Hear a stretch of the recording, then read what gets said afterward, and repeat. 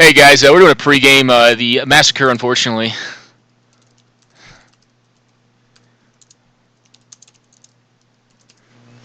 We'll keep this. Mother of Runes seems good. Oust seems okay. We're probably playing against red deck wins here. This is a pregame, so this is not part of the tournament itself. That'll force him to get rid of this thing. Wouldn't mind like one more land. Unless he sort of fire and ice. If this thing doesn't get killed this turn, then it's probably going to be bad for him. Let's see what he does. Okay. Are you going to kill it? Probably should. Yep. Okay. It's not a bad way to kill it either. Well, we're going to shoot the efficiency of that card because we want to get our equipment package online. Plus next turn we can like go Bone Splitter or something like that on this thing. Can oust his next creature drop though, which is fine. We're not looking to like... We're not really racing. We're just trying to run him out of gas. Like, having him hit with Arc Trail on that creature is fine. He may burn this thing off, too. Okay, fine. Yep. Cool.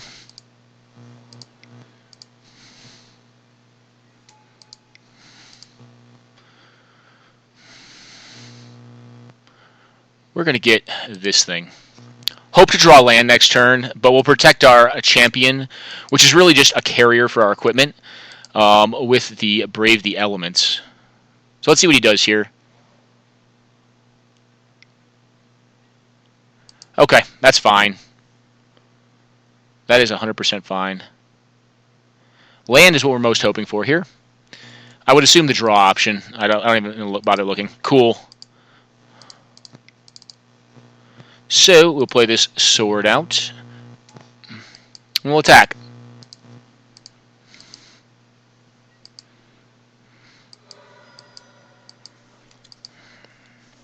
He's down to 2. What does he get off the top? What do we most hope for? Spark Elemental? That's fine. We'll take the damage. We will take the damage off that thing. He's got a lot of land. So we'll see a Spark Elemental come down. Cool. Okay. So he's got likely Burn in hand that he wants to use against our champion. I'm fine with the life loss off this thing. I'm not going to bother trying to do anything against it. I can't even really do anything, actually. What are we hoping most to see? We're hoping to see him drop like a silly creature. Okay, fine. That's fine.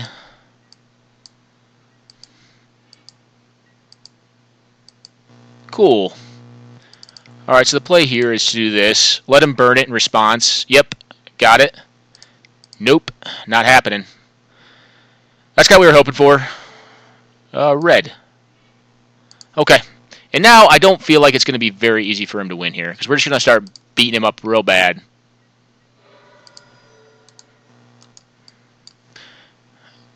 Okay. So he's a Lightning Mauler. We'll have Thalia next turn plus Oust. Oust is kind of nice. Does he have another creature? Possibly. Stigma Lasher. Alright, so we're not going to heal ourselves. That's alright, though. Actually, can he gain life? Yeah, he can. Okay. 4.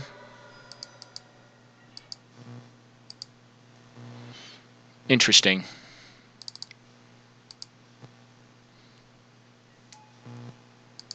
So we'll bang in there.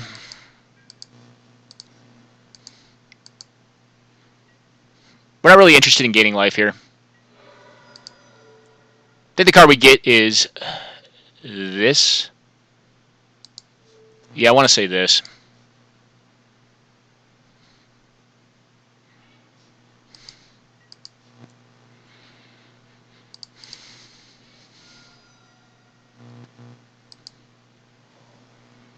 Can we clock him next turn?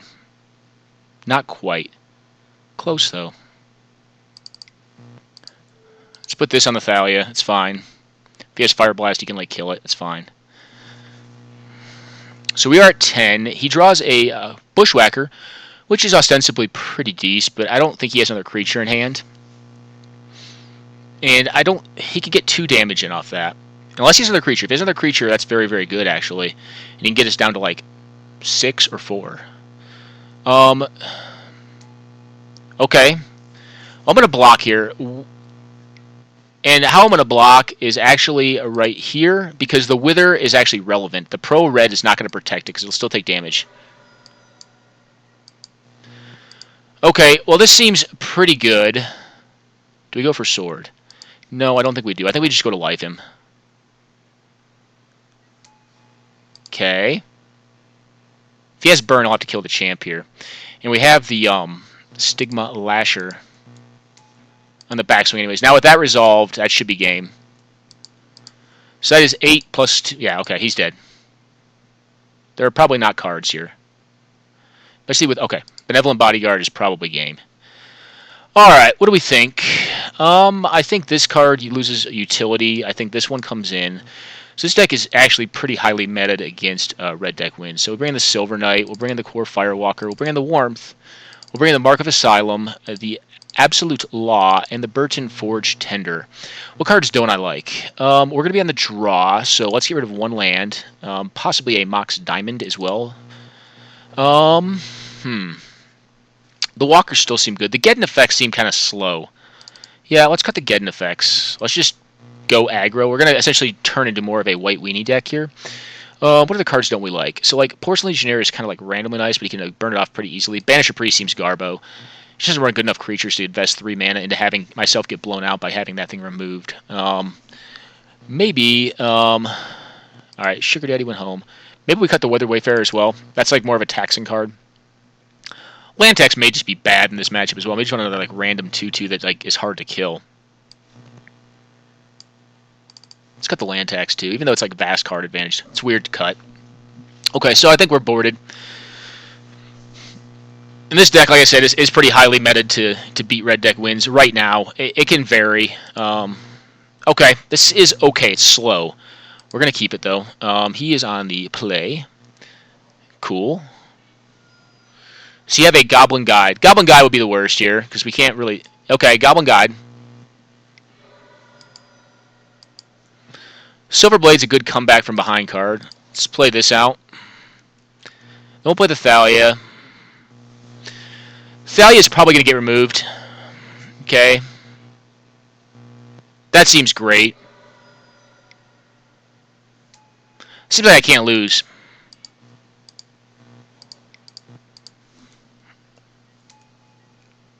Yeah, that seems pretty good. Off the top ropes. His Stormblood obviously can still get in.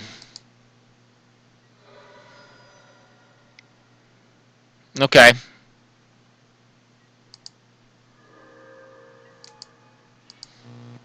Well, very high permanent count out of him.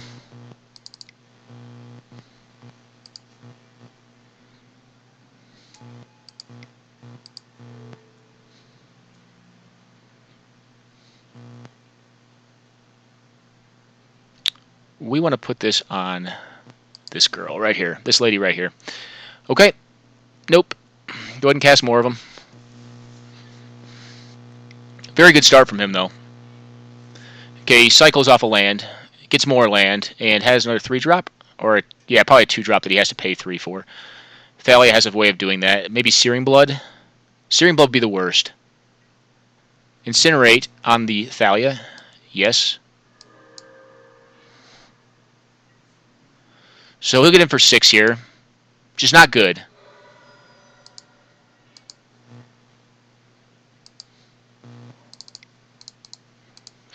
We will double strike it up with our pal here. Yes.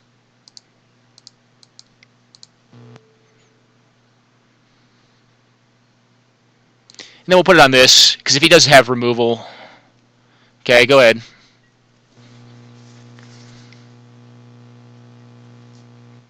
Well, that's very bad. And we're probably going to lose here. Okay, so he had it. He does get his own, though. The question becomes, does he have more? So he can get us down to 2. Does he have the burn? If he does, he probably wins. If he does not, we get to gain a lot of life next turn, which is generally tends to be good. We'll see. Okay, he puts us to 1, and that's game. Okay, so he had it. Anarchy is good against white mono white decks. But it's only a singleton. I think our hate is a lot deeper than his own is, so I think we can get him here pretty good. And him tending to have more of a creature-based strategy. Crackdown is interesting, but it's too slow. It's more of like against green. Do we want Disenchant against this deck? Disenchant could be randomly like really good. We may want to go up on the land count as well. What don't we want? Flicker Wisp seems kind of slow.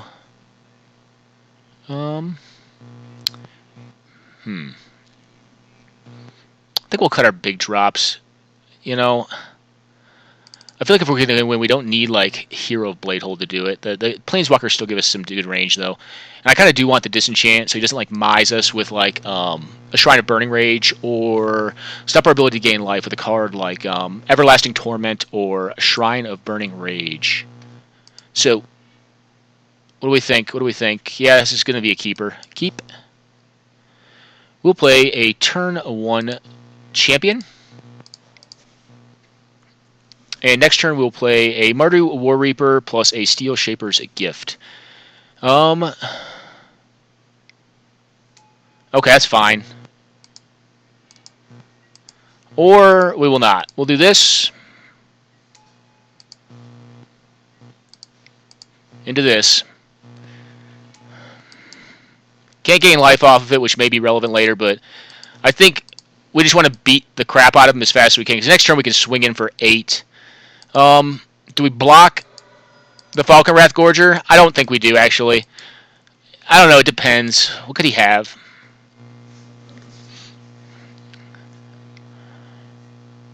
Yep, there's the shrine we were talking about.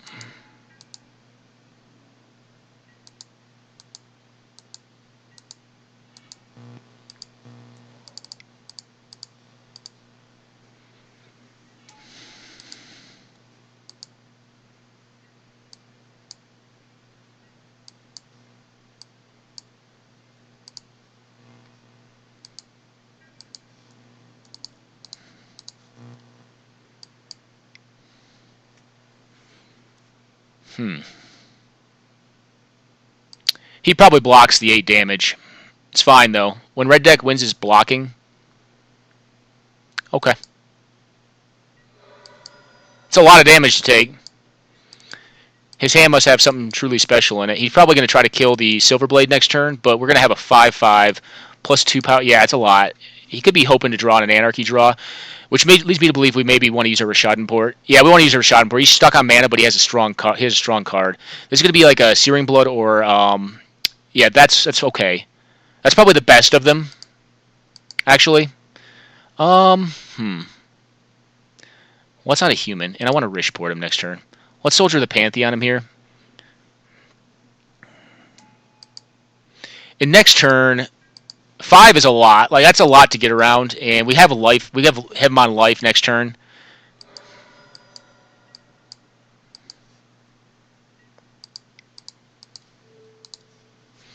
So we're F6ing now. All right, he's got what? A burn spell? Magma Jet? That's fine. He still needs like a lightning bolt plus a... I don't know what does it here, guys. Like, I think he's done. He's dead, I think. Even if he manages to like fire blast this thing, he's going to be off of mana for the shrine. So he's on Anarchy mana now. Do you have a blocker? Stigma Lasher. Okay, cool. Okie doke. Well, you can contend with this as well. And I will attack in. You have to block.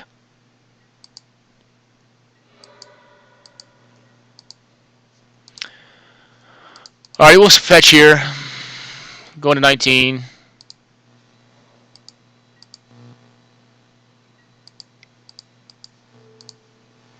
And go ahead. Okay.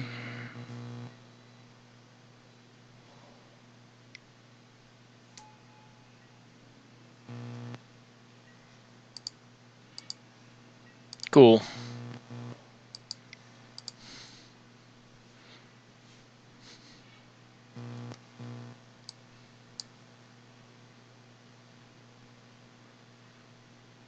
Kind of like this.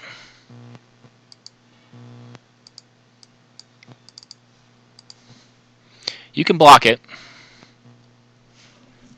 It's going to be a tall order, though, because I have the Canopy Horizon to draw me into a secondary card. He's got to block this. He's slapping his top deck right now. Okay. Really, the question for him becomes, do you have removal to this? Okay. Cool. Sweet. Yeah, we'll play this out. He can't even kill this thing. This thing is like miserable to kill.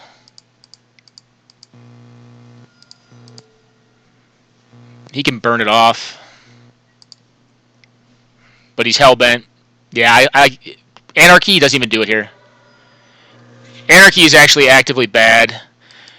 And like I said, so we're starting. I wonder how much it was time.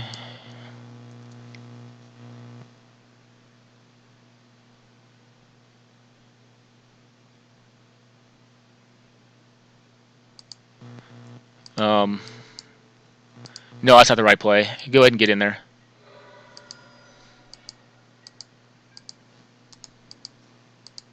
All right, that should be game. Alrighty, it looks like ML just started the match, and we just finished up our game.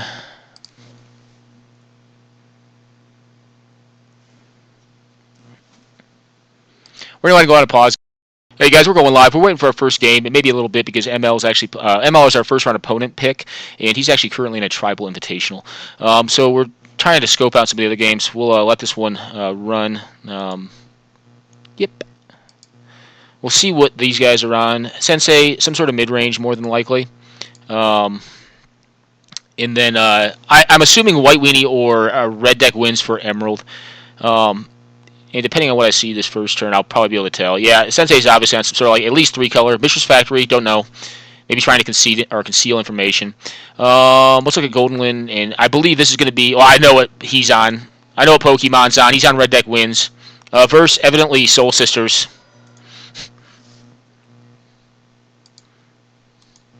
Is Soldier. Okay.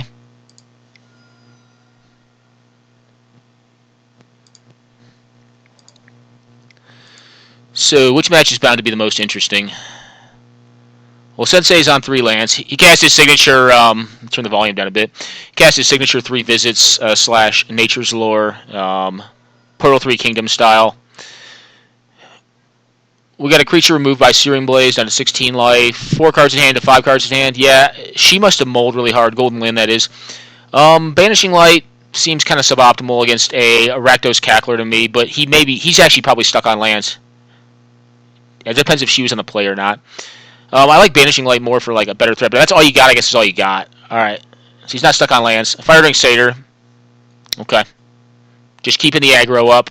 He's not going to fire the Mishra's Factory up. Interesting.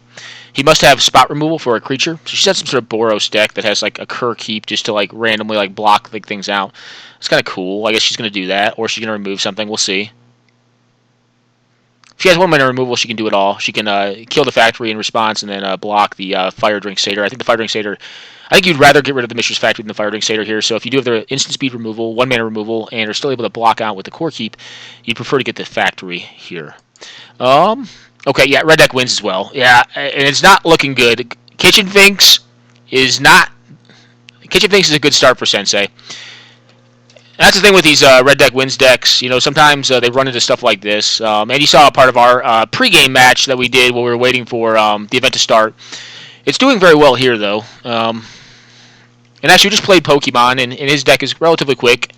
Yeah, she's going to block. I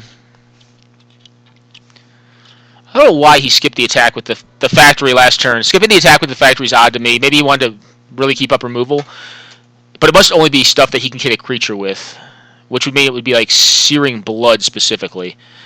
So Searing Blood plus 2x, or he just misplayed it, is kind of what my assessment is of this game state.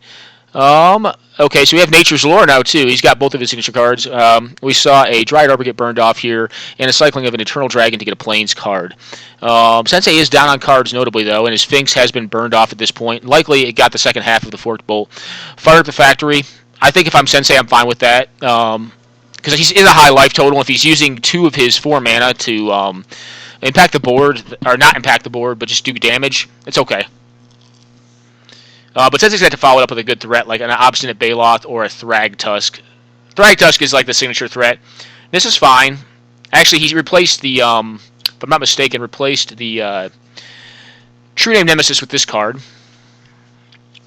Which, I guess in this situation, you'd rather have a True Name than this. But maybe not. It depends on his hand. I mean, he drops a Hermit Druid next turn, then I guess this is a lot better. What's going on in this game? Has our game started yet? No, it has not. Well, we're gonna wait. If he just can't play it, I guess we kind of get a bye, and I feel bad about that. We played a lot of games with ML though, and actually we'll probably toss some of them up. We made a longer recording where we played ML last night. Angel of Jubilation. I actually like this card kind of like the so like other non-black creatures get +1/+1. It's cool, okay. But cannot pay life or sacrifice creatures to cast spells or activate abilities, which actually like gets a lot of cards like Toxic Deluge. There's a few out there. I mean, obviously like Necropotence is just phenomenal against. Okay, well he's got 4 damage, down to 3. Bolt kills her. It's a fast start. I mean, what do you block? The Hell's Thunder is probably right, but I don't know. All right, so he's got another Nissa now. Interesting. Which permanent did he return? I failed to know which permanent he returned. Probably not the Dryad Arbor. Oh, the Finks. The Finks. This is a beating. He'll block with this thing all day long because he wants to keep his Nissa Vital Force alive, or force Emerald 000 to waste burn on Nissa, which is, I think, in his estimate, probably fine. If he has a Finks, he'll have time to draw into gas, and it looks like Emerald is quite landed out. We see a Lightning Strike, yep, killing the Nissa, which is actually good for Sensei. That's fine. This card is sweet, but on 6 life, I don't think it's going to work, because he's got automatically 3 damage on board with the Mishra's Factory, and, like, there are so many cards that do 3 damage in this deck, so I think this game is over. Although, like, Assemble the Legion is just sweet. It's just awesome. Like, right? Like, it just makes me smile. I think it's better in a non-Boros deck, though. There you go. I think it's better in a non-Boros deck, though, because, I think it's a slow card. Alright, so we have Thragtusk here, plus a Finks in hand. I think Emerald should probably just concede this one. That's probably game. When you're down to 4 cards against a mid-range opponent, and you have them at 22 life, and you're on red deck wins, it's not a good day. Okay, she's going to attack in. Sensei will block this thing all day long. Sensei makes the block here. It's fine. It's a fine block. Like, that's not even a good attack. Knowing that he has the Teetering Peaks in hand is actually nice for Sensei. Like, knowing that one of those 4 cards is a Teetering Peaks is good. And what's he do here? Burn off the 3/3? Maybe, but he knows he has Finks coming back down on the back end. Yeah, so exactly. Like, I don't like that play. I mean, I don't know what your play is. Like, you're just going to lose. Like, you're on 2 cards. You have what in hand that beats this? This is good. This is good because it, like, kind of, like, works. Oh, okay, interesting. Mother of Runes, I do not think is the play. I think he drops land. I think he takes the land and plays the Finks out here just to defend the Jace. Because the Jace will have a lot of value in this game. Yeah, and he took the land. That's a smart play. 1, it's more cards, and 2, like, it allows you to get the Finks in the way, which he could try to burn. He could burn twice, I guess, before end step, but, like, it has the highest probability of keeping the Jace in play. Plus, he still has 3 cards. So he knows Finks is going to take at least 2 cards out of the opponent to beat. Yeah, and he has, like, the Stromkirk Nobles of the world, which is just embarrassing right now. It doesn't do anything against Jace. Although, if he could get a card in his graveyard, he could not. Okay. He should have Barbering the Jace, I think. And what is he doing here? Preordaining. Makes sense. Getting to gas. This game's over. Let's go back to the game. Has ours started? No, unfortunately not. It looks like we're going to get a bye round 1, guys. So let's X out of this one. Moto's weird. It doesn't, like, restart the second game, so we have to go back into it. We didn't jump into Frysec versus Dots game. Let's see what Dots is on, actually, real quick. And actually, I think we've seen an... Okay, we knew Frysec would be on red deck wins, and Dots is on his... he's winning. He's on his Grixis deck. Dots will win this one, I think. Just depends. But on 2 cards versus 5, 8 life, I think he'll get there. This is probably a pre-boarded game, though. So he may not have the life gain, but, like, I think he can get there. It may be tight. It just depends on how well Frysec draws. That's a good draw. That is a good draw. But, like, once he gets the Mystic Confluence going, or he may just counter this, actually. Yeah. Okay, cool. Okay. He can't activate his Tassiger, but, I mean, he has to eschew that value. You just got to respect the possible Fire Blast in hand, followed up by a secondary card. I think we'll see him attack here. Fire Blast, which is, like, moderately interesting, but, like, not good enough. It will make his Barbarian Ring good enough. On 1 card versus 3, though. Does he get the chase? He's going to counter this. This game's over, guys. All right, I'm gonna X this one out because it's a lot less interesting right now. Um, let's go back. Let's go to Golden Lane now. Nurse Dan evidently is not playing today. I don't know what happened. I thought he was in the queue. Um, I don't know what happened there. So let's go to Golden Lyn and Pokemon. Yeah, let's go back to this one. This game should be more interesting because like the sideboard game should be a lot better for her. Thawing Glacier is too slow. It's not where you want to be against red deck wins. I think that comes out.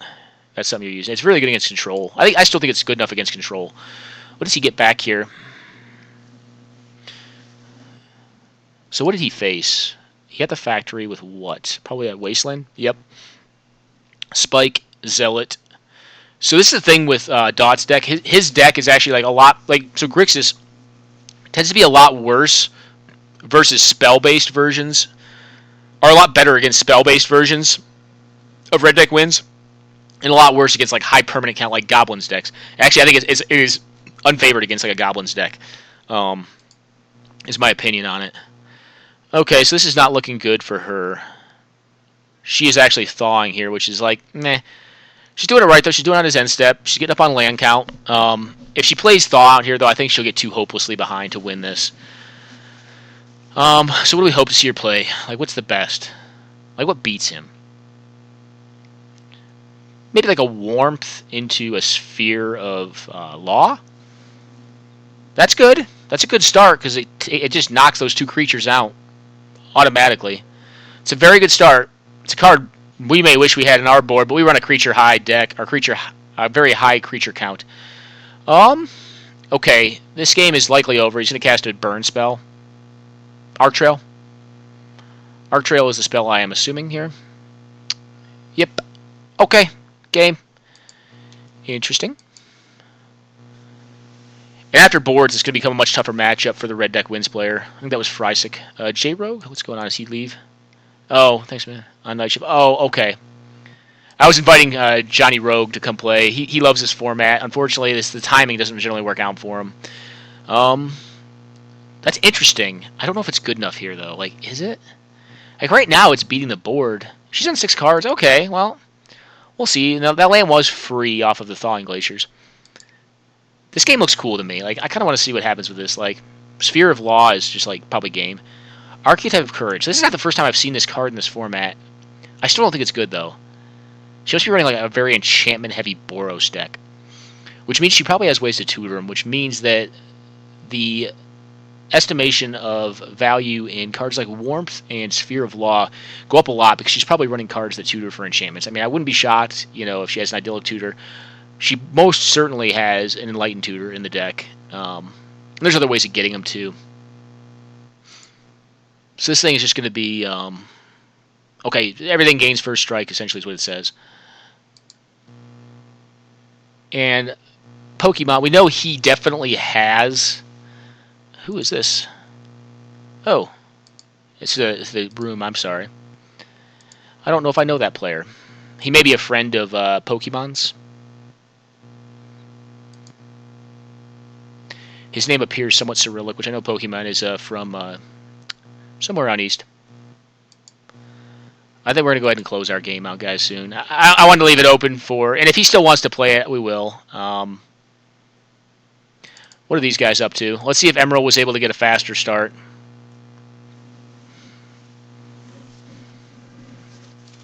Okay, we will watch the game. Or we won't. They're still in boards, maybe? Maybe.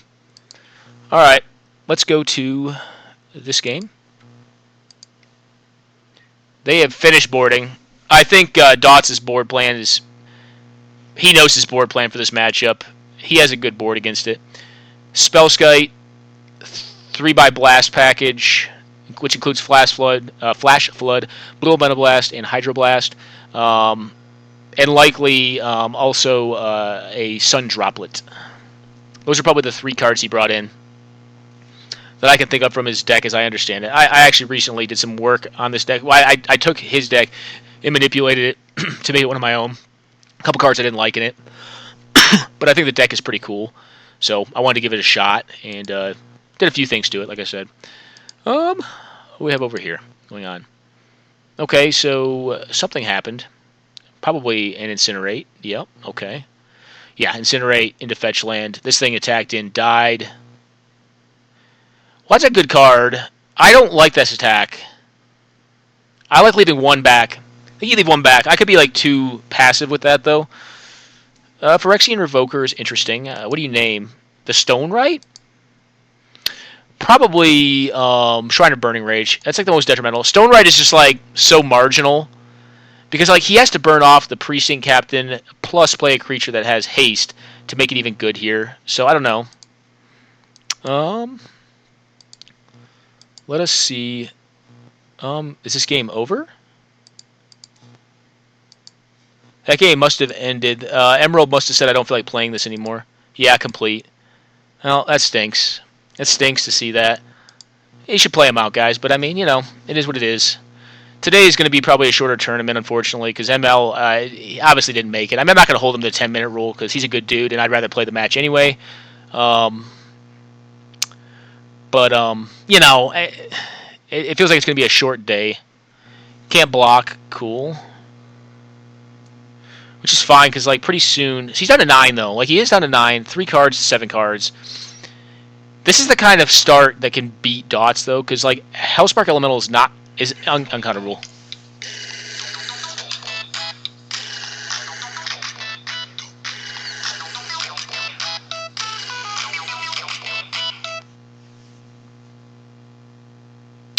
Alright. So he's... Yeah, leave back. He's got to cast some spells here. Hopefully some kill spells for his sake. Fire... What is it called? The best would be like a counter spell of some sort, plus the Forked Bolt. Forked Bolt takes care of this problem pretty well and puts some counter or some 1/1s on the board. Obviously doesn't have it though, but he is on 6.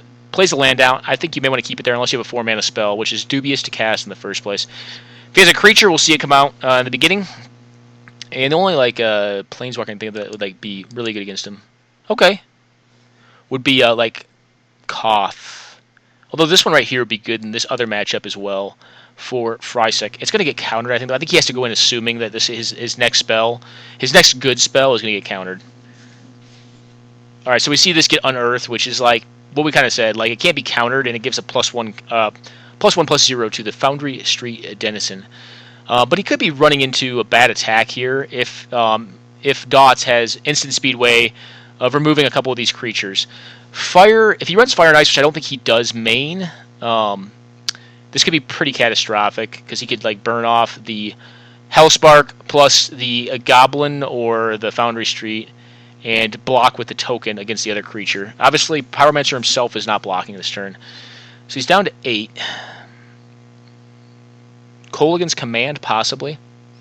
If you have Kolaghan's Command, I think you do hit the Hellspark because of the trample clause on it. And I think the other one does go in front of the Foundry Street Denizen because, like, the assumption being you're going to get more spells and you'll be able to block the Frenzied Goblin, which is only 1 damage this turn. I think he wants to go into save damage mode, though. Okay, Terminate. Yep, okay. That is 100% right. What we got going on over here? Okay, Chandra is down. Although Pokemon's in kind of, getting put up against the wall by this deck. They're both on 2 cards. Obviously, Anarchy is probably just game. The Hellrider is scary. What do we see come out here? Alright, not going to cast it. We're going to attack first. Okay. Alright, so that's 1 damage, and he does exactly what we talked about. That's how this deck wins. It can gain momentum pretty much wherever it wants to. So right now, essentially, he just acquired a Time Walk. Or he traded 1 life, for a complete untap. 1 life and 1 card, namely in the Terminate. So what do we see here?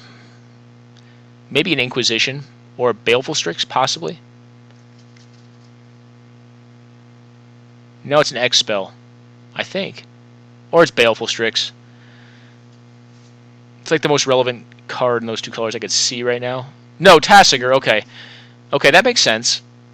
That makes good sense. He still has counter magic up, and Tassiger is just like, hey, what are you going to do about me, man? 6 is really no more relevant than 5. I guess like outside of random cards like Lava Dart or something. Coercive Portal. That card's a clunker, but he's probably going to counter it here. He lets it happen, okay. He probably has a Kolaghan's Command then to answer it, because that card can take over games. Or he just doesn't have the answer. That's possible, too. But he hasn't played lands. No, he has an answer.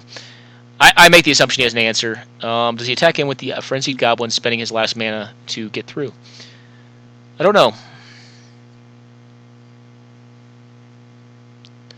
I don't know here. But he's obviously run out of gas. He probably feels good that the Coercive Portal resolved. But like I said, I don't think that's going to stay in play for long. Okay, so we're getting blocks here. Down to 12, but he is down to 6. And she's got the G2 encampment on the following turn. Figure is pretty good here.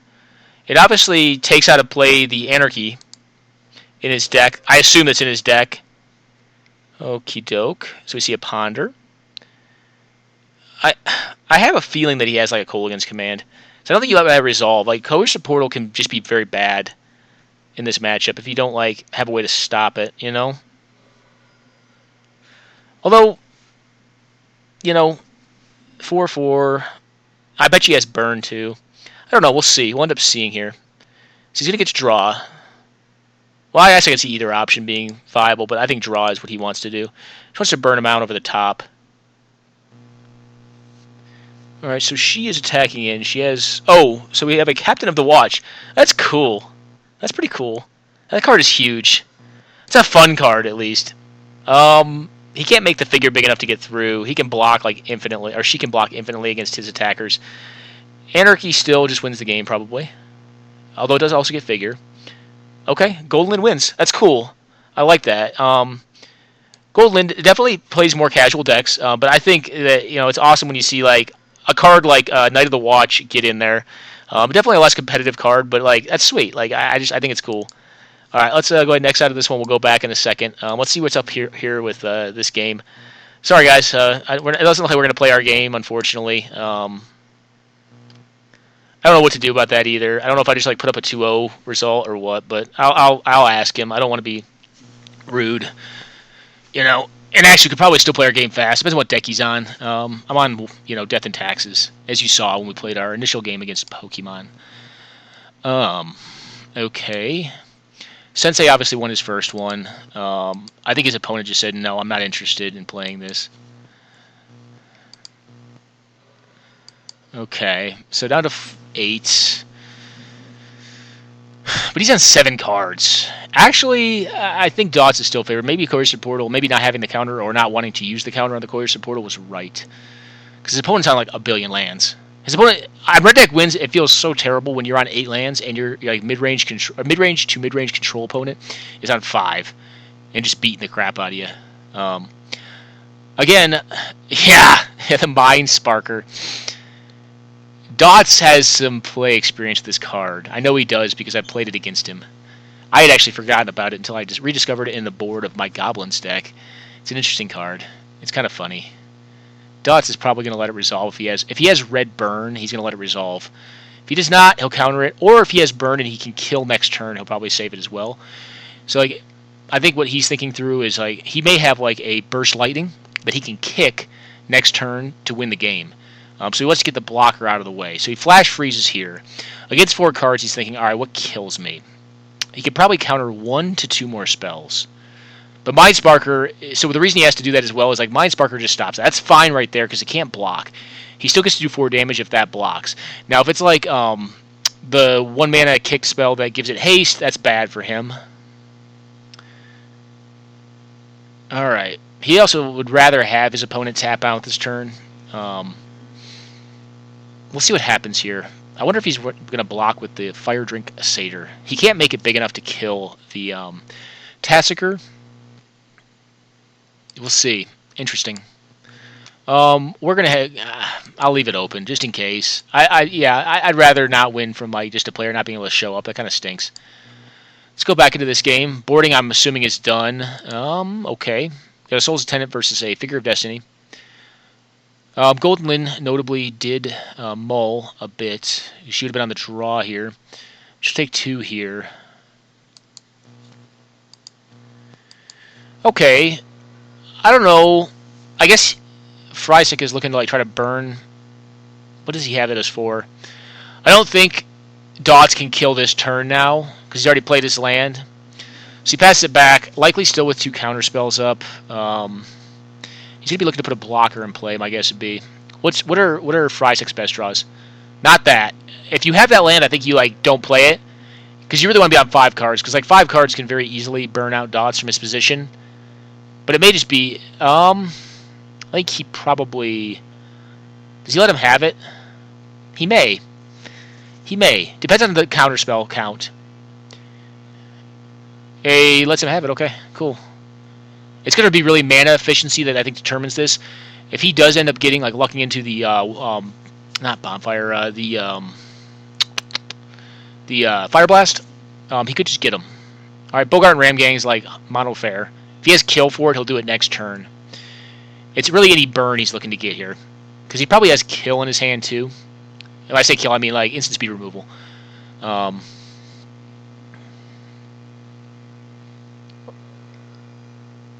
That's fine, too, in my opinion, if I am Dots.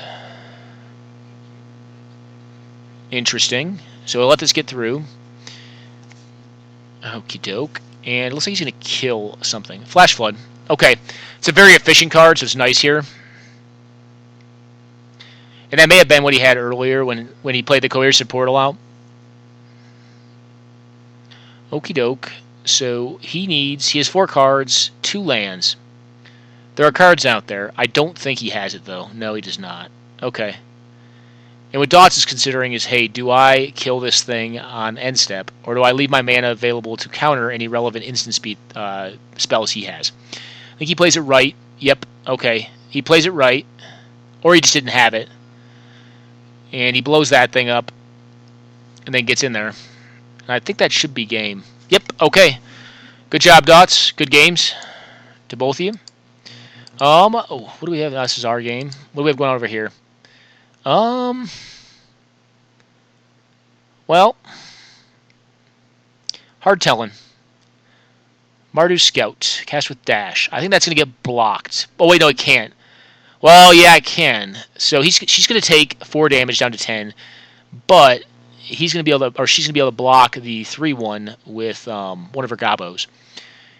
Interestingly enough, she could block the Fire Fist Striker so that he fires up the Gitu encampment next turn.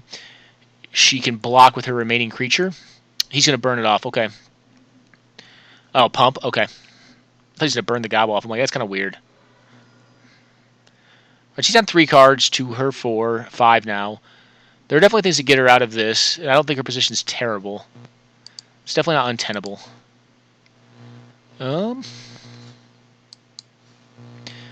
That's not what you want to be doing. She's going to take 6 damage at a minimum. Well, 6 damage next turn, or possibly just 2. Depends on how he wants to use his mana. That's fine though. She may have a lightning bolt or a path or plow, or chain lightning, which not anymore. Chain lightning's not even viable. Or burst lightning, that would work. We see him fire up. Yeah, fires up the Gitu encampment. It's kind of what I figured. This way she takes 6 down to 4, which is a very dubious position. Okay. Okie doke. Yeah, it's going to have to be something really special next turn for her. I don't know. I don't like her position. Because even if she plays something like a moat right now, I mean, yeah, it blanks the creatures out, but he can still attack in, or he can still burn her out. I don't know. Don't know on this one. Anyone else playing? Nope, that's all the games, guys. So we're going to stay on this one until it finishes up, and then I guess we'll go to our next round. Now let's see if...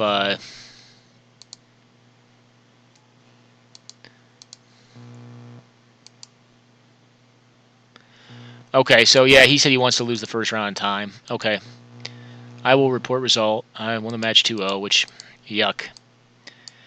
I don't care for. But, at least we're getting to get a lot of other games in while we're recording right now.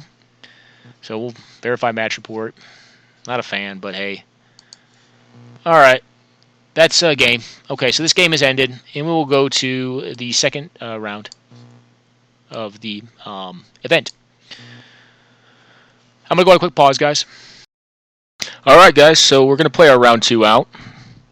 I made a mistake here.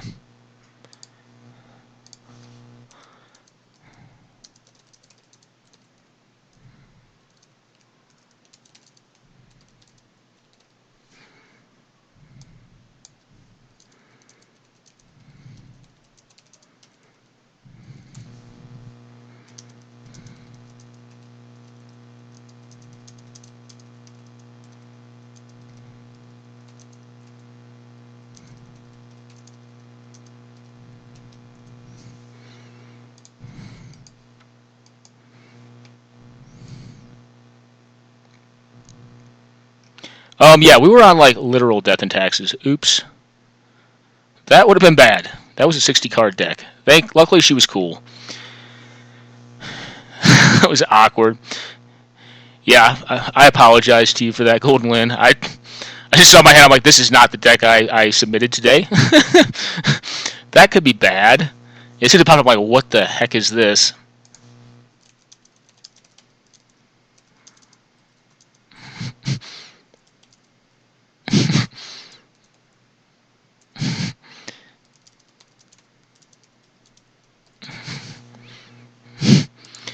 Alright, this hand's fine. Keep it.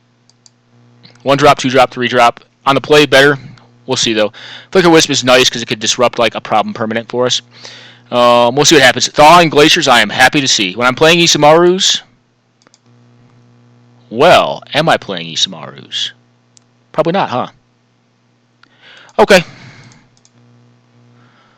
Let's go to the Council's Lieutenant turn 1 so we can like get the ridiculous beats online. Want to draw as many creatures. We want to just close this game out fast because she's going to have burn too, but she's not going to have it quick. So Brimaz is going to be a very strong, unless she has Caracas, Brimaz will be a very strong turn 2 play because of the Mox Diamond. Yeah, Thawing Glaciers versus this deck is not going to be favorable, I don't think. But, you know, she could have like a Wrath of God or something like random like that. She's still looking to thaw on her end step, or my end step rather. Windbridge Kites is good, but I don't want it here. Here's what we do. Okay, let's attack in. If she has like 1 mana removal, we'll let her get this as opposed to the Brimaz. Give her less information. I think her plan right now is to thaw. Alright, she's thawing. Okay, thaw is pretty slow though. Okay, well she has like Pyroclasm mana now.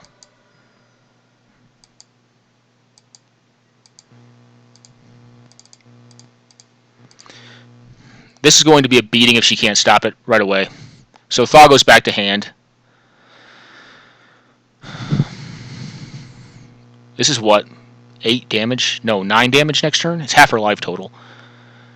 Brimaz is like one of those new cards. You're just like, what were you thinking, WotC? Like, they're pushing creatures so hard, you know? And obviously we're using like an old card like Mox Diamond to make it even playable, or make it decent on turn 2. But, I mean, that's just fast. I mean, she could have an answer like Roast.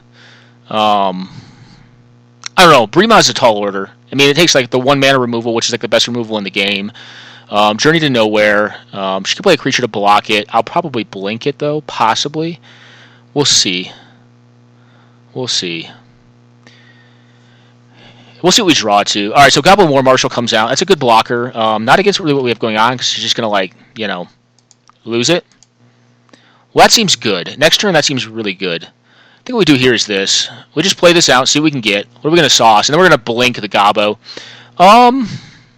She's not going to be on more lands than us. I kind of like Benevolent Bodyguard because it just allows us to get through, or it allows us to protect stuff. Yeah. Any order.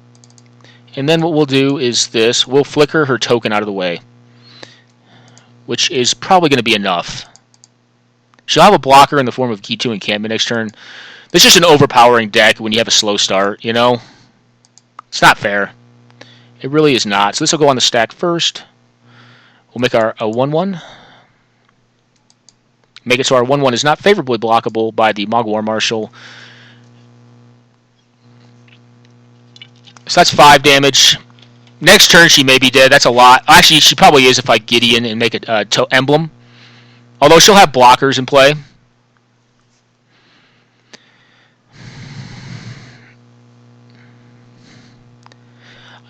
Anyone who plays a Mog War Marshal, though, I don't assume to be on a Wrath of God deck. I guess you could, because you still get like a 1/1 out of it. That seems kind of poor to me. If she has like a Wrath of God effect, we still have Gideon, so we're not like completely blown out. What's her best play, though? I can't think of one. Probably Wrath of God. And even that is like, okay, because we'll put the Gideon into play, and then we have a recurring threat plus a 2/2. That still lifes are pretty fast. Okay, so a lot of blockers coming in. What do we do here? We saw this card last week, too. I forget who was playing it. I think what we do here is just cast the Gideon. We got to force this game. So she could block favorably against the Brimaz. So let's just... I think we just make all of these have +1/+1. Which is odd. Yeah. We're just going to make them bigger. We're just going to go bigger than her. She's gone wide. We just want to go big now. Attack with all. I want the 1/1 to get +1/+1, so I'm going to have like a bunch of 3/3s in play. This is just a lot. She can still get the Council's Lieutenant. I completely messed up.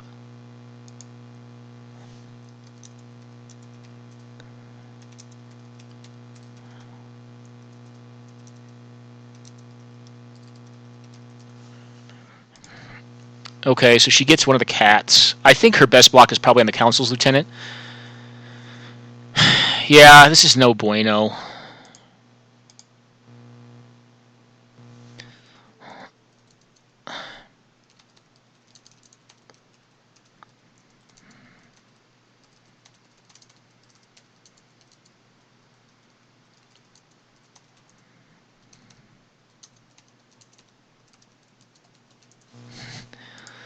Okay, so we lose our one cat.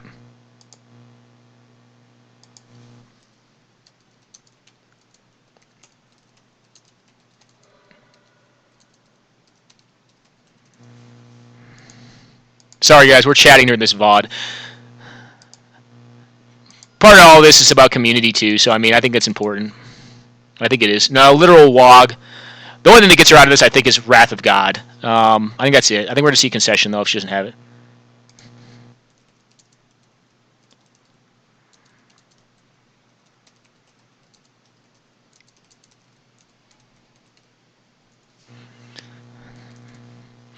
I think he plays humans. All right, what do you do here? She's going to play it out to the bitter end, which is fine. I don't begrudge her that whatsoever. Okay, so creature type. Okay, so gobos. Okay, cool. So she has a bunch of larger goblins. Well, 8.5 tails is interesting. Does it do anything here? Probably not. We're going to play the Smug Copter out because the Smuggler's Copter will allow us... oh, wait a second. We already won. All right. I don't know what we're doing. I'm not trying to troll you, Golden Lynn. I'm sorry. I just noticed I have a 4-3 or 4-2 flyer. That should just mean I win. Yeah. Does it matter what order we do this in? Yeah, I mean, we'll play it right. It really doesn't, though, because we have a flyer that attacks him for 5. I was being silly. I'm sorry about that. I hate when players do that. They'll play a spell that's irrelevant, you know. If I had not been chatting, probably would have known. And if I had not thought the game was over.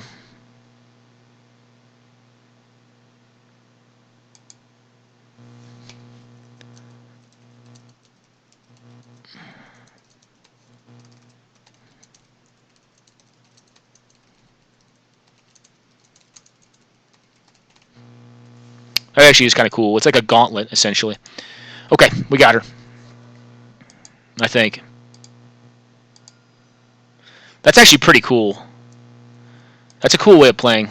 I like gauntlet style play because I mean it doesn't allow it cuts back on people's capability to meta, but I think it tends to be for the best. What do we think here? I kind of like this thing. I kind of want to cut this thing. Absolute Law is probably good against a half Boros deck or a Boros deck that runs goblins, tons of them. I don't like Mark of Asylum. Warmth, nah. I like these two. They're just good beaters. I'm going to leave her out. Disenchant's interesting. I think Disenchant may be better than a random in the deck. We're going to be on the draw, more than likely, so let's cut the diamond and the land. What else do we think here? Boros Reckoner still seems like a mirror breaker. I think we said that in our one of our can't think right now. Actually, Declaration seems really good against tokens too, like Goblin tokens. That's actually awesome. It's a cool synergy. What do we want to cut? So we have 2 cards to cut. Even Mind Sensor seems worse in this matchup. It's more for the unfair decks, or the decks that require a lot to go right from. It's a tax effect, and her deck is fair. So we're trying to play as fair as we can too, because like generally if you're playing a fair deck, you need to play fair as well with this style of deck. Hero Bladefold is like a mono fair, but like a huge beating card. I want the stone here because it just gets me like more stuff, more good equipment. What do I not like? What's my last card to cut? 8.5 tail seems fine. Precinct Captain's great. Well, we're gonna cut a 3. Yeah, I think it's this. I think it's the Flicker Wisp. We're gonna flicker like a token. Yeah. Oh wait, no. Banisher. Banisher's worse. She's got red, so like it's worse. I mean, I guess it could get a token too, but I'd rather have the 3/1 body, flying body, as opposed to like a 2/2 body. Okie doke.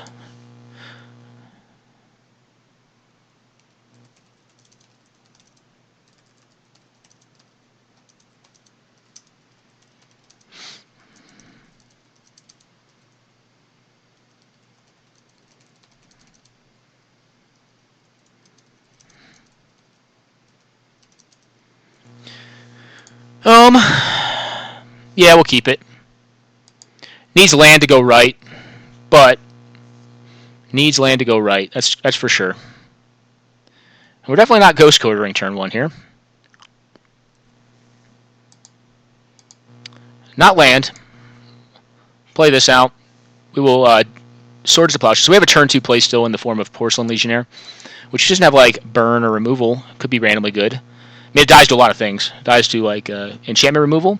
So the thing we're hoping for the most is land. So we're not going to sack this thing. If we get land, like the Core Firewalker is going to be good. Okay, Fig. Cool. Do you pump it? I think for mana efficiency, how much does it really reduce my chances of drawing land? I still have a play. Cool. Okay.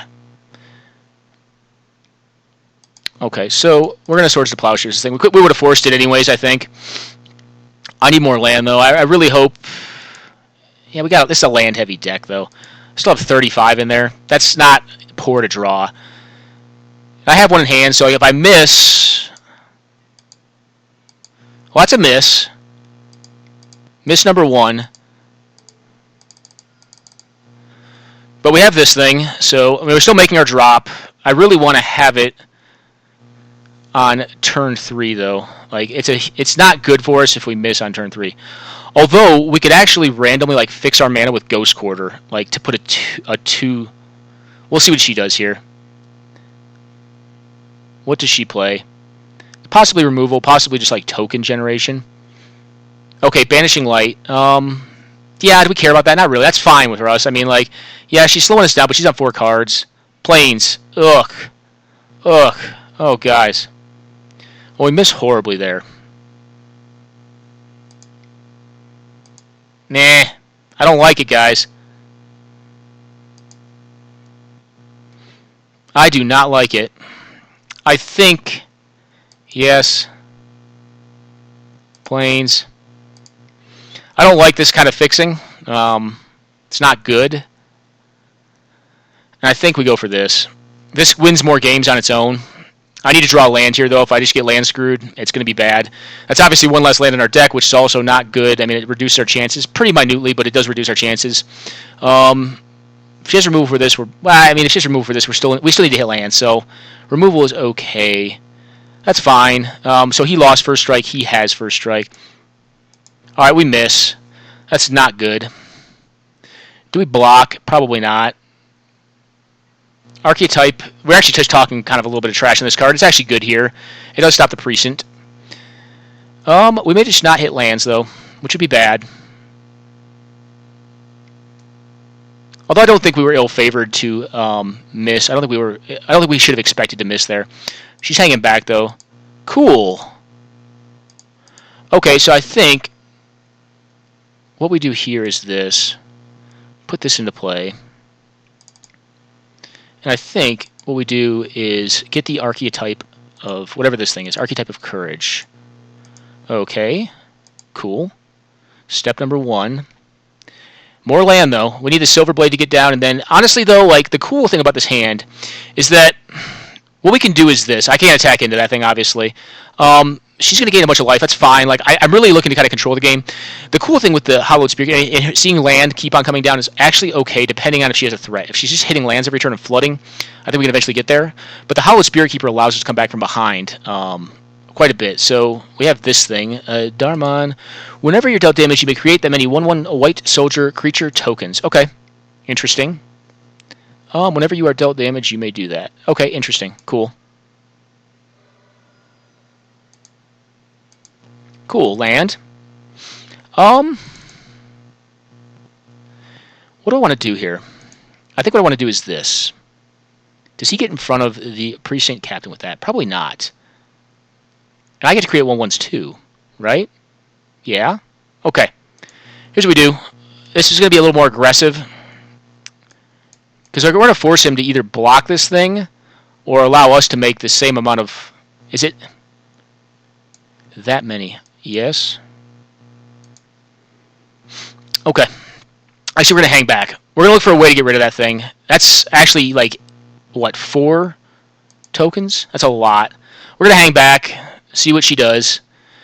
We can hold the ground down for quite a while, though, and try to hunt for removal or, like, a way to get around that thing. Or just, like, you know, kill her, like, outright with some sort of equipment. That's fine. That's not, like, it's going to be a lot of life. It's going to give her time. What does she do here? She can't really attack. Can like double block and like kill anything she's got. And then we can kind of play the Seer Avenger next turn, and just start. I guess we have a fly. I don't know. We want to look for removal. Removal is really what we're looking for here. Well, that's cool. That'll get a lot of equipment out, which is nice. What equipment do we want though? Probably the ones that get creatures back. Well, for mana efficiency, we're going to put this thing in play, and we're just going to hang back. Like, it doesn't really have attacks. I'll just, if we want to play just draw go, we can do that. We're up on clock, miraculous, even though we've been chatty Cathy's and like just chatting away. And I feel pretty favored this matchup. I think if we had not missed on land, this game is closed out already by now. I think that was a higher variance. You know, it was maybe a little greedy, but I mean, you know. Okay, Gabos. She needs a pump effect for all this stuff. She may have it. Okay, well, let's just continue to glut the board up. Put this thing in play. This thing has protection from goblins, I guess. And put this thing into play. And just sit back. We're going to sit back. You know, and actually what we could do... So, the other card that is live to us right here, and she's gaining a lot of life, but the other card that's live to us is, I can't think of it right now, the card that gives protection to all white creatures. Should gain value off Curl Keep by putting like 0/1s into play. Exano Castle is not poor. So we're looking to get the Stone Hewer online.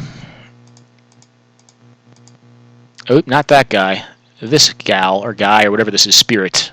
I don't know. I think it's beyond sexuality or gender. Okay, make your Kobold gain 2 more life.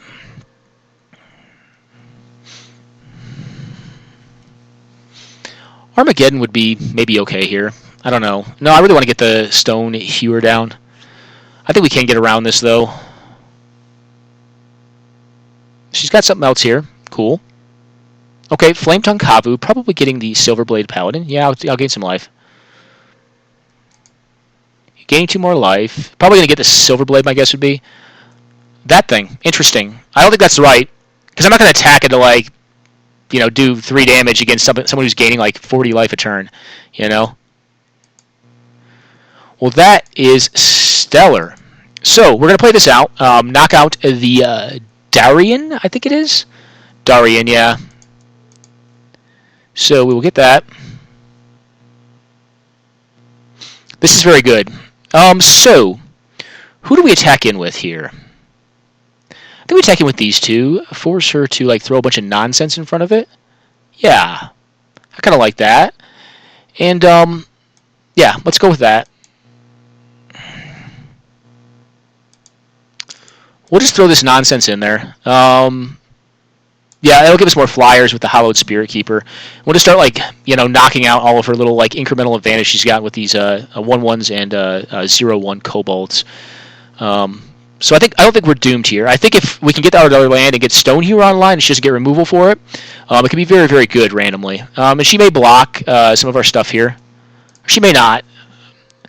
Like, life gain is cool, but, like, you need to find a way to win, too. And, like, a pump effect would be very good for her. Like, if she had, like, a Cathar's Crusade or something like that, she could just randomly win. We'll see. We'll see. Okay, you're going to throw that in front of that. That's fine. That means you're going to stop getting life, though. That means I'm free to repair the Silverblade. The Silverblade's a beating of a card. And, like, if she's probably going to kill it this turn, I guess it'd be, like, throw, like, 4 1/1s on it. Yuck. That's a lot of 1/1s. So that thing plus, like, 2 1/1s is what it would take. And I'm not going to allow that to pass. I'm going to kill the Kavu. Well, actually, I'm going to kill those first, because then I can get it with Core Firewalker. Yeah, I'm all about this. I'm all about this life, guys. We'll leave the Flame Tongue. I think the tokens are actually more valuable in the style of deck she's playing than the Kavu is once it's already in play. Kavu is a better card. Don't get me wrong. All right, yep. I'm going to get a million 1/1s in the air. That's cool. Cool. And we get I'm silly. I forgot we get the Kavu anyways. I'm talking silly talk. So she's on 1 card and we have an army again. So I have 40 life. So, like, stuff is live. Stuff is live. What does she have here? Hopefully not something that kills all of our stuff.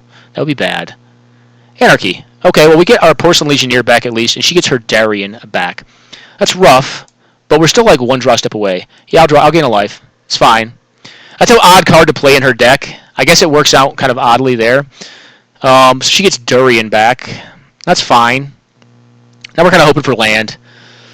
Land would be nice. That'll allow us to get one of our things that recurse creatures back into play, which will definitely recurse the, Hallowed Spirit Keeper, probably. So what we're talking about is the white black sword. I don't know. Okay, yeah, I think this is yours on you. So you get the Darien back. Yep, okay. Oh, no, you get that silly thing back. The Darien's gone for good. That's good. Oh, no, it was under that thing. Okay, so she gets the Darien back. Okay. So she gets 2 of her cards back. It's pretty good. 0/1 first strikes are funny. Okie doke. Well, that ask and you shall receive. So get a land. I don't really care. Get a land, because that thing is just tough. Like, I need removal for that. And I'll do it now. I probably should do it at upkeep. I'm playing a little more casually. It's fine. We need a land for this stone here. I think we can just, like, take over the game. That's kind of where I feel like we are. Anarchy was either a good top deck. I think it was a top. Well, maybe it wasn't a top deck. Maybe she was just like, I got to keep this, and I don't have a board state that supports it right now.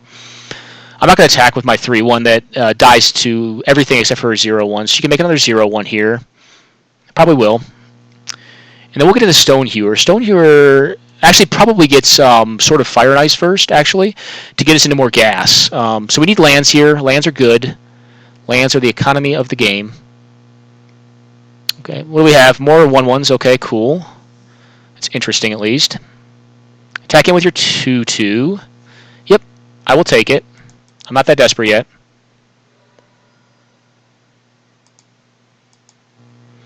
Okay, we don't get there, but this is okay. It blocks the 1/1s, at least. Because the 3/1 does not block first striking 1/1s off of the archetype. She'll probably make another 0/1 to get value.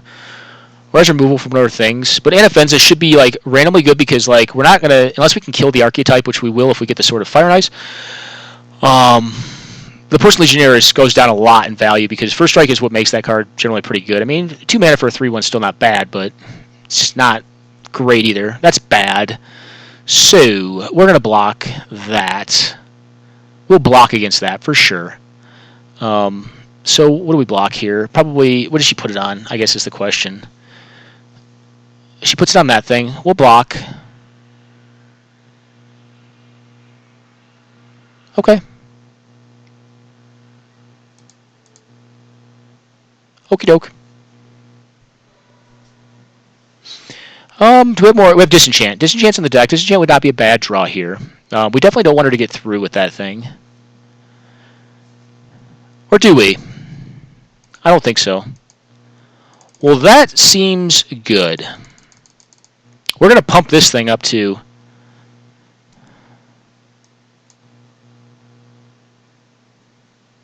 Now, obviously, it cannot have first. They lose first strike. Have or gain it. Okay. So we have 2 3/3s. Oddly enough, her archetype cannot attack it anymore. Or should not, because we'll just kill it with the Boros Reckoner.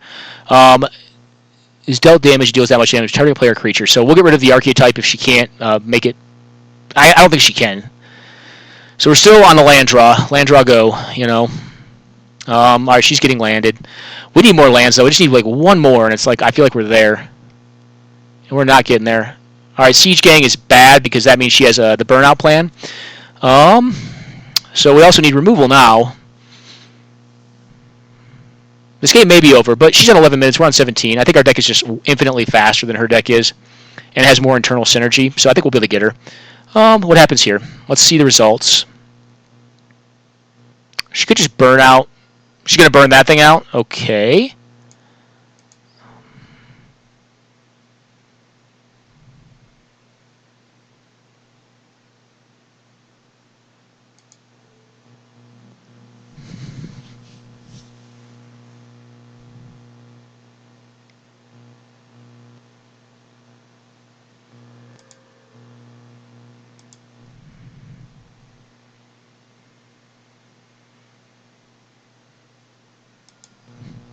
Interesting. I think that thing is better than the archetype of courage. Although the sword is on it. Am I going to block here? Should I? No, I'm going to let it happen so it informs my decision next turn. I'm going to let it happen. She'll get her 2/2 wolf. We may just be dead next turn to like random like goblins and like stuff. We'll see. What do we lose?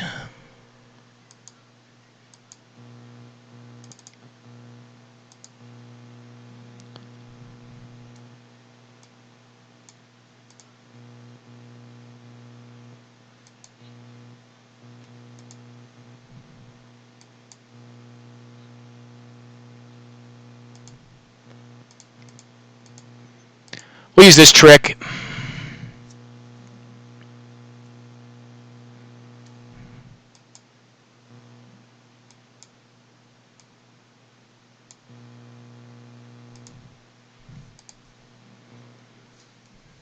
So now we have blockers for 2 turns, and we could possibly outgrow with the Anafenza.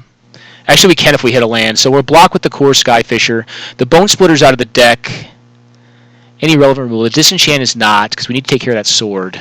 I don't know. Feels okay, though. Okay, so this thing's coming in. I'm going to block with the flyer. For sure. Cool. Did she draw removal? We're kind of riding on the back of, like, just getting to this stone here right now. And we've missed pretty epically here. Okay, so it's going on that. That's fine. That's okay, A-okay. And do you have more token generation? Let's see. Let us see. Alright, so there's a lot of goblins in play. That's for sure. We may just be dead. Alright, I think we are just dead here. Yeah, let's go ahead and go to the next game, guys. Let's go to the next game. I mean, we just missed epically on lands that game. It was pretty actually amazing. Actually, we didn't even mill lands off the top. Okay, so since we're going to be on the play here, I think we leave the deck as is. Or on the play, I'm sorry. We want our land back in and our mocks back in. Come on. Aye. Birch and Forge Tender, get out of there. What else do we think? What do we think is not that great? I think most of this is good, though. Leonin, like, Arbiter is just, like, kind of like, meh. Not really searching her deck. Let's get rid of that. What else? Core Firewalker seems fine. Silver Knight seems fine. Whip Quarter seems... Actually, Whip Quarter kind of seems bad, too. Yeah, let's get rid of the Whip Quarter. It's just the least efficient one. I think we have a Gideon's Lawkeeper in here as well. Okay, so we're on our 100. Let's submit them and run it back. I don't think Warmth is good enough against her deck. I don't really care about gaining life against her. She's not, trying to like win through that. What do we think of this? It's kind of blah, but we got a Gideon. Let's play it.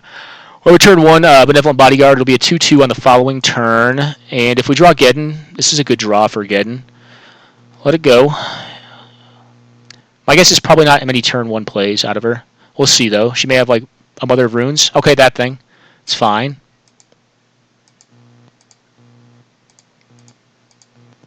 Pump it up.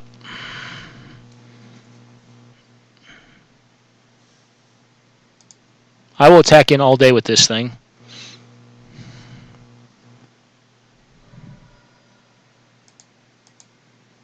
And I will block all day with the Anafenza. Kin Tree Spirit. Okay, that's cool.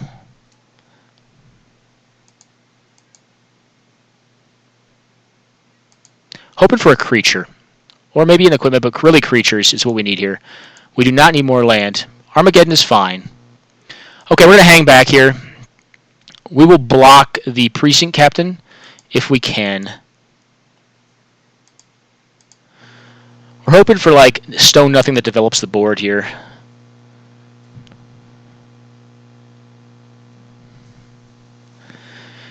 So we kind of want to set up a Geddon turn. Like, Banishing Light... Actually, Banishing Light would be fine here. So we can protect it from, like, white. What do we get? If we draw a land, do we just Geddon this next turn if she doesn't develop the board? I don't know. It's interesting. Interesting. I don't know. It's like her deck is definitely far more dependent than ours is. I'm fine seeing that.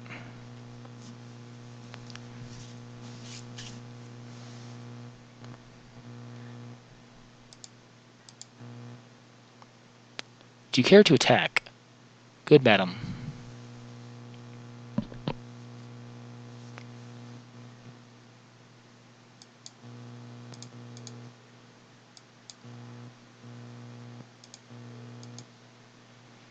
White. If he has removal, or she has removal for it, it's good. But First Strike does not stop protection, so we'll see.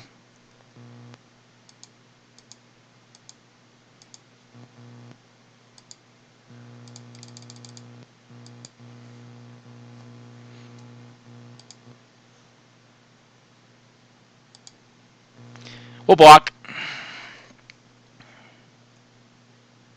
We're hoping to draw actually more land now, which is funny. We'll see what happens here.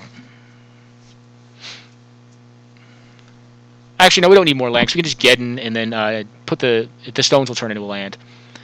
So gas would be fine. So we should be on. Hopefully, she just like turns this into a 4/4. Turns into a 4/4. I'm fine. I'm okay with that because I'll have the deck and stone to like recover from that. And I'll let her like draw a card off no lands. She may be off lands here. Okay, she's not off lands, but she has tapped land, which is awesome. Like, this is setting up the Geddon very well. I'm pretty excited for this Geddon turn, but it just depends on what she plays here. If she pumps, okay, perfect. All right, this is game, guys.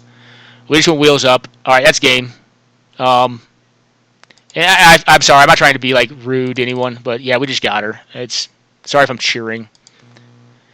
All right, that's probably game. Probably game. Okay.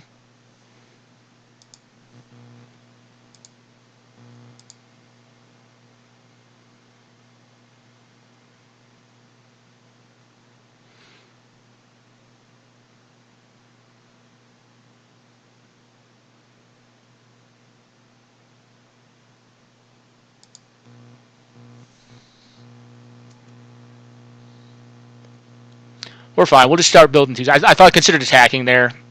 I think it's okay. She's never going to block. We'll get 5 damage in, but I mean, like, really, we got a little bit of time here. She does not. We have a lot of land, too, and, like, it's just, this buys us a lot of time to draw into more gas based on the land-heavy draw we had. I'd rather just, like, get another 2/2 into play. Probably doesn't attack here, would be my guess. Okay. Well, let's do this. This seems good. The Sense Tactician will be a fine follow-up the next turn. We have our 3rd land as well. So I feel like this game is probably over. She could like LB the Anafenza, which is fine. So let's plus this thing up.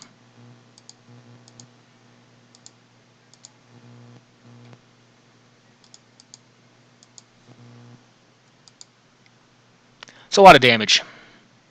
It takes something special here. That's lethal next turn, so like I don't know how you get around that one. I don't think you do. Maybe like I don't know. I think that's game. Okay, that keeps her alive.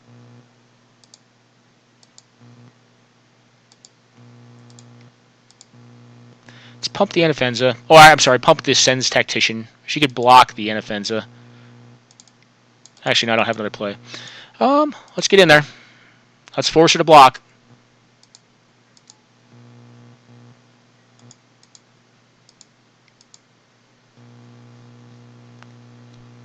You pretty much got to. You can double block something. Yeah, that's fine. I don't. The Anafenza is like her utility is like she has to. All right, I'm sorry. She can't even do that. She has to block like the Gideon. Yeah, that makes sense. Okay, cool.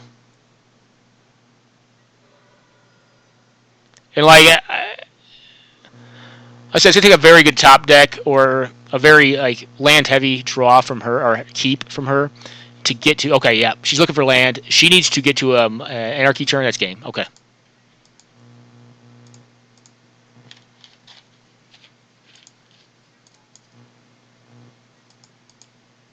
Okie doke. That would be game. Let's F6 it. Shining Shoal, maybe.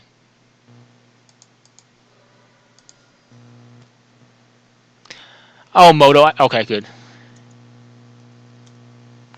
Alright, she left.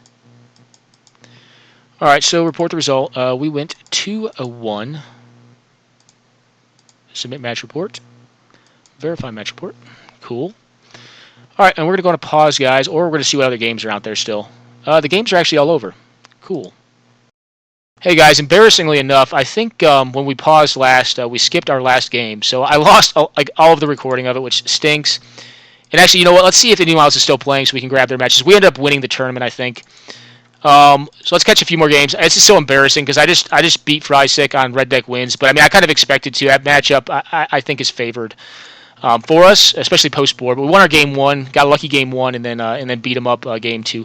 So what we'll do is we'll watch the game between ML and Dots. ML is on his mid range white deck, which I think is cool. It's a cool deck. It has like all the equipment ever. I don't think it's favored against Dots though. I don't know if they're in game two. I would expect they are because I already played 2 games, but it was Death and Taxes on red deck wins. And essentially our board plan was to change Death and Taxes into White Weenie. And actually, I think is Dots undefeated? No, these players are both defeated once. So I think we won the tournament.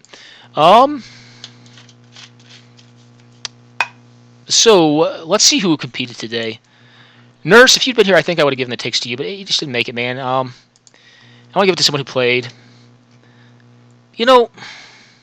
Freysick's already going to prize. He'll take second. What do we think? Maybe Emerald. Emerald's like one of the newer players, or Goldie. She'd probably appreciate it too. I think Emerald is who we're going to give the ticks to. I don't normally keep ticks, guys. I normally give them away.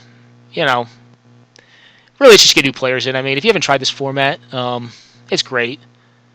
Yeah, that's a good answer there.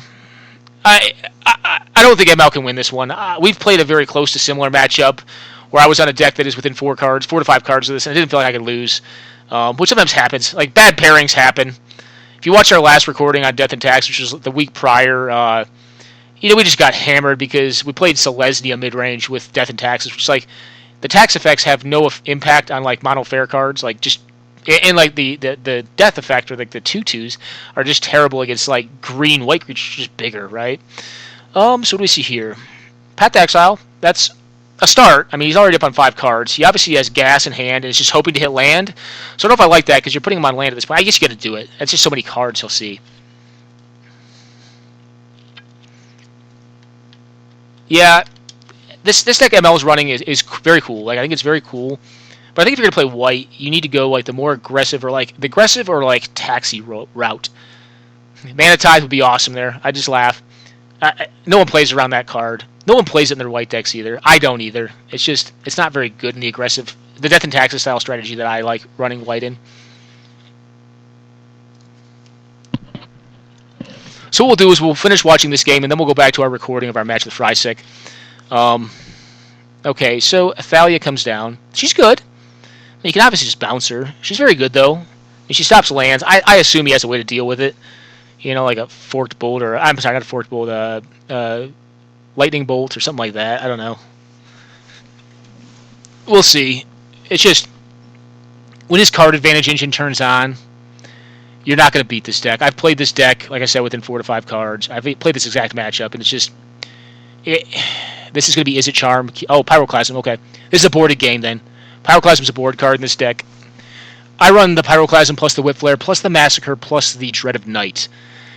So our boards are probably a little different, Dots and my own. I board for aggressive matchups. I board for the mono-white aggressive matchup, and I board for the red deck wins matchup. To shore up more mid-range green decks, I run, I believe, the Perish and the Nature's Ruin. He runs cards like Deathmark, which is probably more flexible than Massacre, but I think Massacre just does more for you in the matchup you want it in. I think he and I have both been lobbying for a card. It's called Virtue's Ruin. It should be a legal card. The problem is Gatherling has not updated its database for it, because the card itself is a Portal 3 Kingdom card, and because Portal 3 Kingdom was never released on Magic Online outside of like a few of the cards from Portal 3 being released in the MED series, which those are on Gatherling. It's not playable because it was released actually in I believe from the Vault series. This is big. It's mono big. He has counter magic to protect it. This is probably game. I'm not going to put much commentary in this. I think the game's over, like I said. Restoration was kind of interesting. He's not going to counter that because it's just not even sizable enough. It just has to get in the way. He could put a sword on it, though. Like, if Dots has no counter magic, he could just put a sword on it. But anyways, going back to Virtue's Ruin. Virtue's Ruin, what the card says, if you're not familiar with it, because it's not a common card on Magic Online, is destroy all white creatures. It is the same casting cost as Perish and or Nature's Ruin. I don't believe it has the non-regeneration clause on it, but let's check. So, collection, Virtue's Ruin. I believe it is... yeah, destroy all white creatures. They can still be regenerated, but like regeneration is not a common ability in white. Can't think of any. Like, there may be a time-shifted white regenerator. I don't know. Well, I guess there's like Knight of the Holy Nimbus, you know, but that's not... it's regeneration, but it's kind of weird regeneration. So what do we see here? Saw a counterspell on the Archon. Passing the turn. He's got, you know, if he wants an 8 damage attack. ML's on 0 cards. I think you pack it in here. I think what he's telling him is I got the answers. White midrange is not a comeback from behind kind of deck. Okay, yeah. This game's over. Really is. It's too bad, because, like... well, you know, I guess ML had good fortune today. I don't know if you saw us chatting with him. He ended up taking 3rd place in a tribal event, which is awesome. Congratulations to him. But I don't think this is winnable. I can't think of, like, the one uncounterable card that he could cast here. Mentor of the Meek. Well, it's a card advantage engine. I don't know how long it'll live. He's probably just going to counter just to, like, say, hey, man, like, I got you. This is a Condescend. Right here? Yeah. Condescend. Okay. And I can get behind that play. It means he probably has multiple counters in hand, because I wouldn't be scared of that if I were him. And he's looking for a burn spell to do 2 more damage to him. So I'll be shocked if he does find it, great. If he does not, Jace may actually look at his deck to find a 1-mana burn spell. All right, he looks at the top of his deck, so he probably already has it. My guess is, my guess is he probably has lethal this turn. So he'll use the Wasteland, the Island, and the Badlands to activate the Creeping Tar Pit. Leaving open the widest range of mana would be my guess. Yep. And he will play a 1 mana to 2 mana burn spell, likely Arc Trail, Lightning Bolt, or Fire Bolt right here. Maybe not.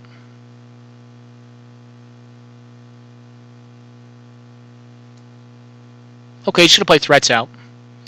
Interesting. I kind of liked using the Jace. Okay, yeah. I kind of like using the Jace to like look for a burn spell, but there's not a ton in the deck, so maybe it doesn't make sense. All right, well that's that game, guys. Dogs won the match. That is the end of the tournament, and we actually took it down, which is cool. It's a pretty good deal. So let's jump in here. Who do we think?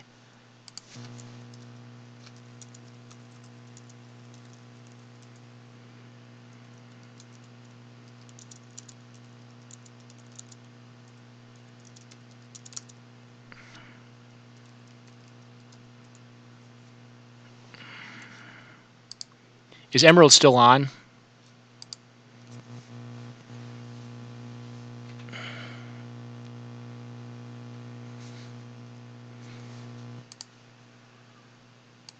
Okie doke. Well, we're gonna give it 1 second. So I'm gonna go to pause, and then we'll jump back on and finish up the games we played against Frysik that we won. All right, guys. So we're gonna finish out this recording by getting the match that I failed to hit unpause on. That we talked through like idiots against Frysik. So we see a turn 1 Frenzy Goblin. We're generally okay with that. Frenzy Goblin's not a fast clock. And if he wants to spend his mana like he does here to get it through, then I'm fine with that. You know, and I think maybe here he wanted to leave open the option for me to block if I wanted to. I don't think I would have, though. So he activates for that. What I end up doing is I put Mother of Runes in front of it. Not this turn, but next. It's only 1 damage. See Stormblood, you know, and I'm kind of wishing I had at this point, because it would have forced him to have instant speed removal. So we play the Thalia out, stay back with all of our cards. Our intentions are to block the Stormblood Berserker. We cannot, obviously, with that card. It's one of the few cards. So he has 2 of those cards, which those are very good against. Those are very good in this kind of matchup, and they're really some of the few cards that Red Deck wins can actually get card advantage off of.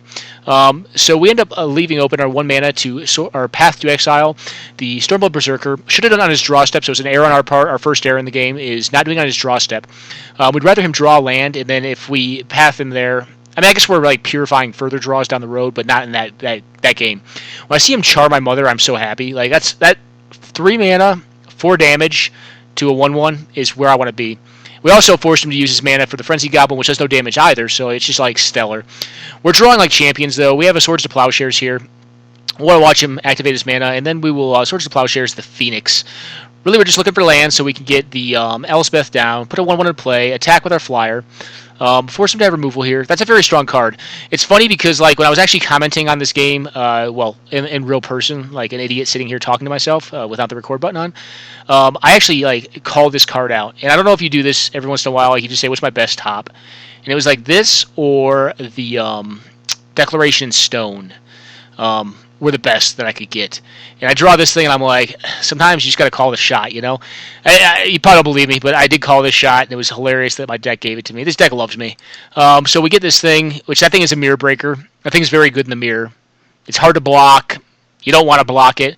We get land tax out here, which we assume, since we're on a lower land count, will get us better draws. We're fine with taking 1 damage down to 9. It's like, you don't really want to, but he's on 1 card, so we know like he can't like triple bolt us out.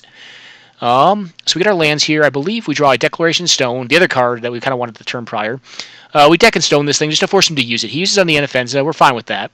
We go ahead and plus this thing up because if he wants to blow the token up with like a burn spell that he may have in hand, I'm fine with that as well. We get down to 5. We leave back 2 blockers so we can block the Frenzied Goblin. Not that like 8 makes that much difference than 9, but if he happens to have like 2 4 damage burn spells, like Fire Blast or like the new one that can't be countered. Okay, so we see Lightning Bolt. Cool. We're glad we did that on the token. So we made the right call there and did it pre-combat and forced him to get the token, which is a free. It's not even a card. It's free. So it's us getting a card out of him. So card advantage. So you see we kind of get our card advantage back with like from the early game where he plays Forked Bolt and Arc Trail with cards like 1 land tax, which is huge card advantage. And then like our tokens on Elspeth and the Bone Splitter. The Bone Splitter is kind of what makes that necessary because like a 3-powered attacker is significant when you're on like 5 life, obviously. So you can see the game there. We go to boards. Our board is ridiculous against Red Deck wins, or at least it is set up that way right now. So we board in like half of our board. Let me go ahead and pause it right quick. So if we view what we took out, so we took out the Land and Arbiter because it's a tax card. We took out the Aven Mindster, it's a tax card. These are creatures, but they're just not. They don't hit with a pipe. I want my creatures to hit well. Stone here is just too slow, even though it's a great card. Banisher Priest is like just waiting to get 2 for 1. Hero Bladehold, just too slow. Gideon, too slow. Fring Wingmare, not going to bring it in. Recruiter of the Guard, too slow. It's really for like the control matchup. Since we know we're going to be on the draw, we take on the Mox Diamond and 1 land to kind of like purify our draw, because we're a 36 land deck. We take out the Sword of Feast and Famine as well, and leave out the Rest in Peace, Hallowed Moonlight, and Crackdown. So what we ended up bringing in was a Core Firewalker, a Warmth, a Silver Knight, a Sword of Light and Shadow. I'm sorry, I'm thinking through all this. A Burton Forge Tender. And there was like 1 to 2 more. Well, we'll see. We don't really have a good, like, our game does not indicate our board, I don't think. But we still win. We're hoping for land. We see a land with this mull. I go ahead and do this on my turn so we can't pump it randomly and gain life off of it. Not that I think it's that much of a high value play. It may have been right just to leave it open so I could do something extra. We play the 2/1 drops out. Just to, if he has removal for one of them, we'll block the Fire Fist Striker. Play out this thing, because he needs to kill it, I think. He attacks it, I'm fine with that. I'm not going to block ever. That card's just better than the land is. It's once it's in play, it's already committed for. It's not as mana intensive once it's in play. So he gets a Mistress Factory. He accidentally activates it, which, is a mistake. He said at the end of this game that he was tired, and it was just late for him. We pumped the stud 1 time. He Fire Blasts the House's Lieutenant to save his life this turn, and to allow his man lands to actually activate. I have Path to Exile in hand, which is, I didn't tell him this. I was talking through it, but I play around that by doing this. He activates too late. He activates during attacks, he activates during blocks, and it's irrelevant, so I don't get it. He's down to 4. If he drew a land, could possibly block, or if he gets Anarchy, he just probably wins. Anarchy or bust, I think, is like the play from here. But we're on 14 life. We have him Dobbs. It's probably a good game. So, good games against Frysec. Good games against everyone today in the Chainsaw Massacre. Hope everyone enjoyed it, and I hope this video is at least entertaining. And I hope if this is a format you're on the verge about, or you've seen one of my videos randomly and thought it looked interesting, you decided to join us. So this tournament is played every Saturday at 15:30 or 3:30 p.m. Eastern Standard Time. You can register for the event on gatherling.com, which I'll pull up right now. This is where you register. It's gatherling.com. If you are interested, you can go into the homepage right here. Go over to, or find one of the Chainsaw Massacre events and upcoming events. It only have the next couple of weeks, so what you're going to want to look for, I believe, is you can find it down here. If you see, you'll probably see my name over here because I actually just won this event. I got lucky and won it. I think we metagamed very well. But if you pull up a link like this, Chainsaw Massacre, and click on the actual top bar itself, it'll take you to this, which is the MTG Salvation link, and blog. So you have a lot of video content up here, as well as the rules of the game, and like what's the winning, what you can win, how you register, what's legal in the game. So I mean, like, these are like mostly power cards and like just extremely busted cards from history. But there's not a lot of banned cards. And then there's many pages on here as well that offer you just maybe some insights from players of the game. Not going to guarantee you all of them are right, or any of them are, but it just kind of tells you players' experiences with this kind of game, and some of their thoughts on cards and card selection for it. So I hope you guys enjoyed the video, and take care.